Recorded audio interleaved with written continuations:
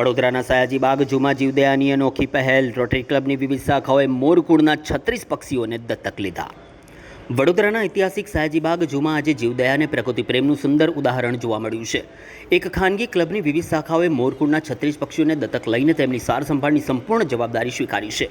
ઐતિહાસિક સયાજીબાગ પ્રાણી સંગ્રહાલય ઝૂ ખાતે જીવદયાની ભાવનાને વધુ મજબૂત બનાવવાનો વિશેષ કાર્યક્રમ યોજાયો, જેમાં રોટરી ક્લબની વિવિધ સ્થાનિક શાખાઓ દ્વારા ઝૂમાં રહેતા મોરકુળના 36 પક્ષીઓને દત્તક લેવાની પહેલ કરવામાં આવી.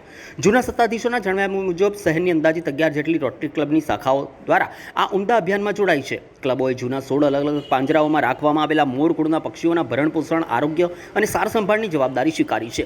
દર વર્ષે યોજાતી આ દત્તક યોજના માત્ર આર્થિક સહયોગ પૂરતી મર્યાદિત નથી, પરંતુ વન્યજીવો અને પક્ષીઓ પ્રત્યે સમાજમાં સંવેદનશીલતા વધારવાનો પણ મહત્વપૂર્ણ પ્રયાસ છે. આવી લોકભાગીદારીથી પ્રાણી સંગ્રહાલયમાં રહેલા પક્ષીઓની વધુ સારી રીતે સંભાળ રાખી શકાશે અને તેમના માટે વધુ અનુકૂળ વાતાવરણ ઉપલબ્ધ બનશે.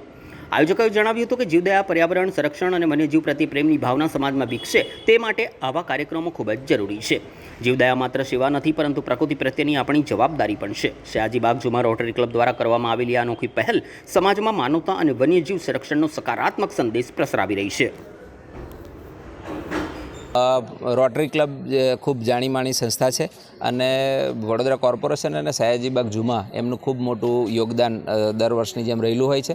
પાછલા 3 વર્ષથી એ આ રીતે આપણે રેસ્ક્યુ કરેલા ઘણા પક્ષીઓ જે છે મોરકુળના, એ પક્ષીઓને એડોપ્ટ કરે છે. એનો સંપૂર્ણ ખર્ચ એ જાતે ઉઠાવે છે. એ જ સંદર્ભમાં આ વર્ષે પણ એમણે આપણા 16 જેટલા પિંજરા અને 36 જેટલા પક્ષીઓને એડોપ્ટ કર્યા છે, દત્તક લીધા છે અને એમનો સંપૂર્ણ ખર્ચ એ ઉઠાવે છે. અને રોટરી ક્લબની 11 જેટલી સંસ્થાઓ થઈ અને આ પ્રકારની કાર્યવાહી કરે છે. તો આ સંદર્ભમાં વડોદરા કોર્પોરેશન તરફથી અમે એમને ખૂબ ખૂબ અભિનંદન પાઠવીએ છીએ અને પક્ષીઓ માટે આ એમનું જે જેસ્ચર છે એનો અમે વખાણ કરીએ છીએ અને આગામી સમયમાં વધુમાં વધુ પક્ષીઓની આ રીતે એ લોકો દેખરેખ રાખે એવી અમે અપેક્ષા રાખીએ છીએ.